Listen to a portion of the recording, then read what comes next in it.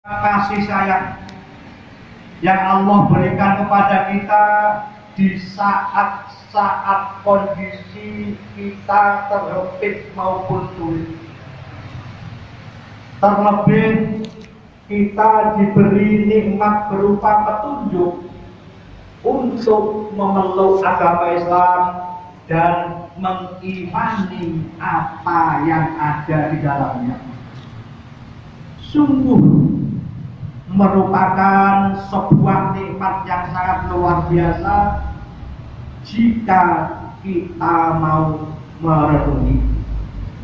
Oleh sebab itu, patutlah jika kita selalu memuji dengan kalimat-kalimat yang agung sebagai bentuk syukur kita pada Allah Subhanahu wa Ta'ala. Ma'asyiral muslimin, rahimakumullah. Kita hidup di dunia ini, diakui atau tidak, pasti segalanya akan membutuhkan dan melibatkan sesama.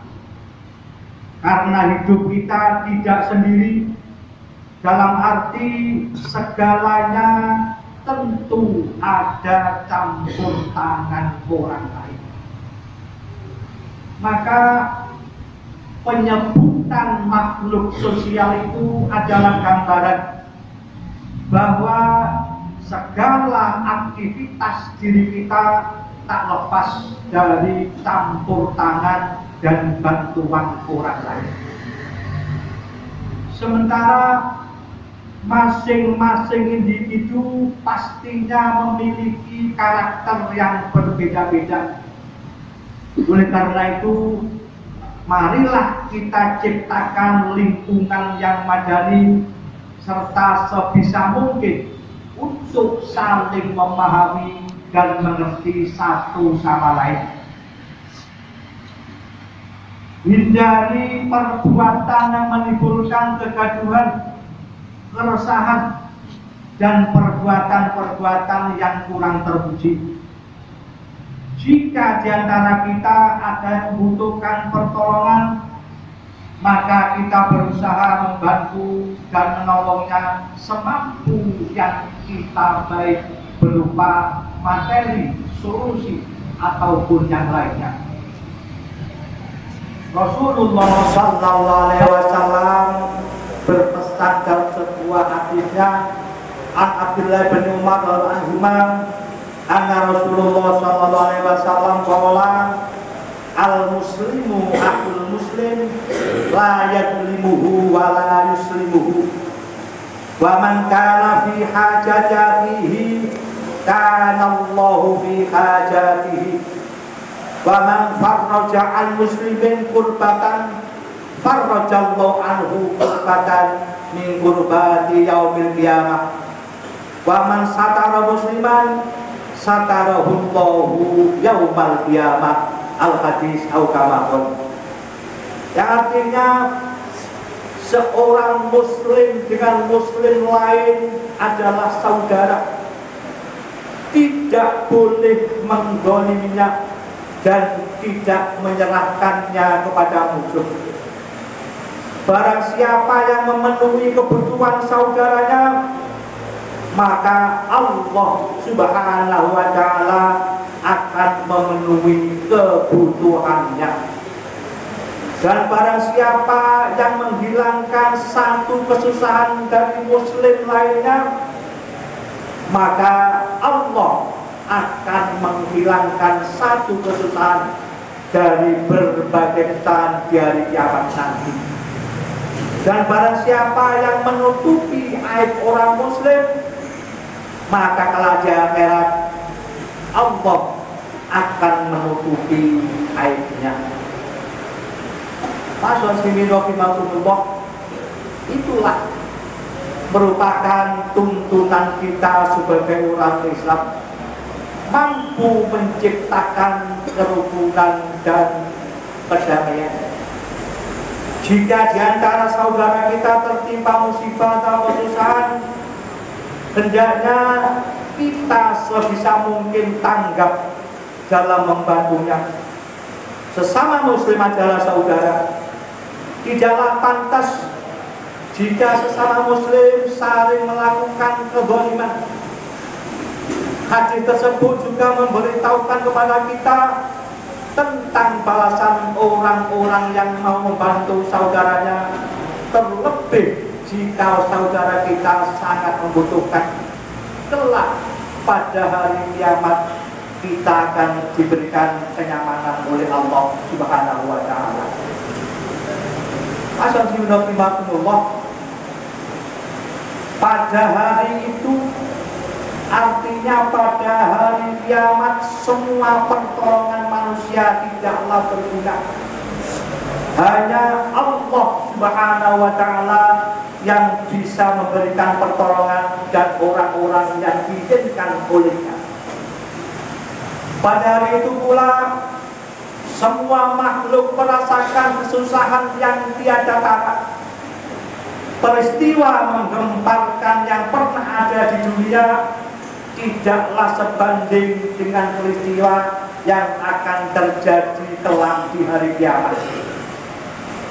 Satu ayat menceritakan tentang sebagian kejadian hari kiamat, yaitu Bismillahirrahmanirrahim. Wa humilatil ardu wal jibalu fadukkata dakkatan wahidah. Dan artinya, dan diangkatlah bumi dan gunung-gunung, lalu dibenturkan keduanya sekali bentur.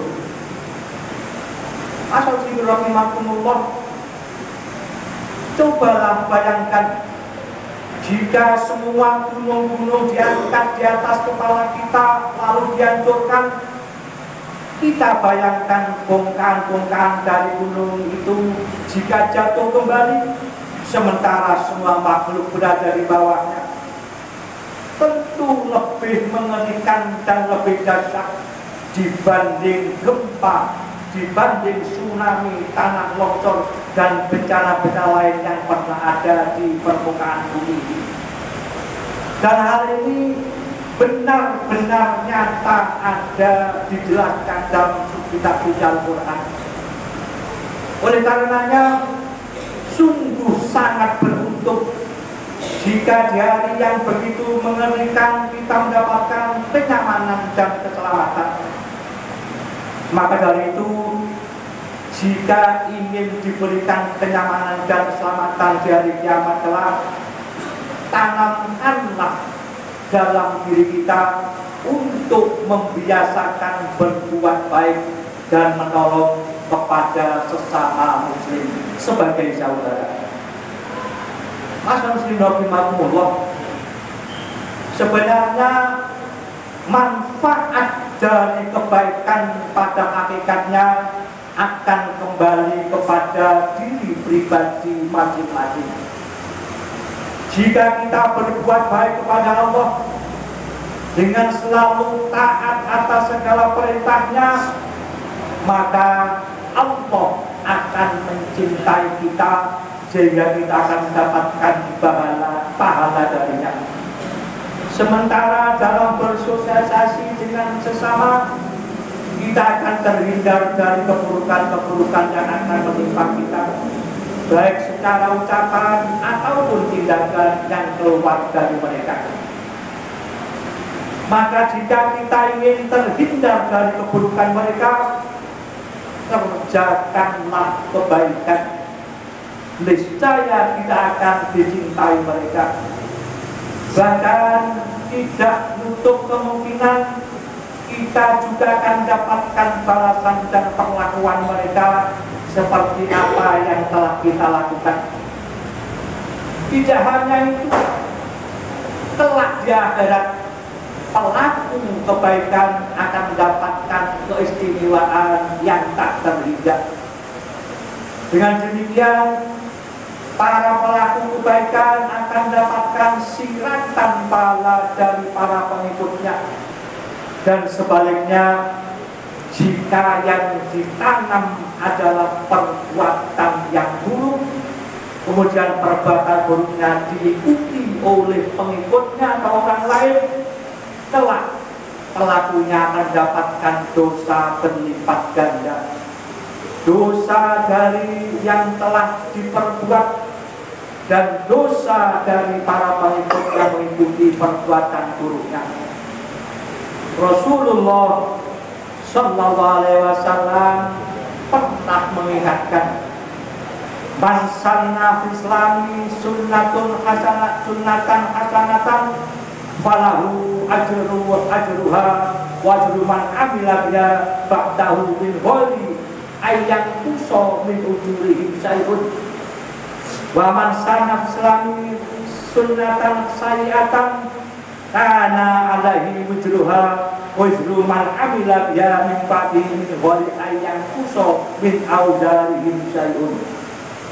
Yang artinya, barang siapa yang memberi contoh atau suri teladan perbuatan yang baik, ia akan mendapatkan pahala perbuatan tersebut serta pahala orang-orang yang mengikutinya sampai hari kiamat tanpa mengurangi pahala mereka sedikit pun. Dan barang siapa yang memberikan contoh kejelekan, maka ia akan dapatkan dosa perbuatan tersebut serta dosa orang-orang yang mengikutinya sampai hari kiamat tanpa mengurangi dosa mereka sedikit pun. Hadis riwayat Imam Tirmidzi dan Ahmad. Alhamdulillah, betapa beruntungnya jika kelak-kelak kita bisa memetik hasil jerih payah kita selama hidup di dunia ini. Dan tentunya sangatlah menyedihkan jika kita termasuk dalam golongan yang disiksa dan dimasukkan ke dalam api neraka Allah Subhanahu wa taala. Nauzubillah min dzalik. Asal muslimin, kiranya demikianlah khotbah dapat kami sampaikan, mudah-mudahan dapat menjadi pengingat dan pesan yang baik bagi kita semua, dan semoga kita selalu dapatkan rahmat hidayah dan ridho dari Allah Subhanahu wa taala. Allahumma amin.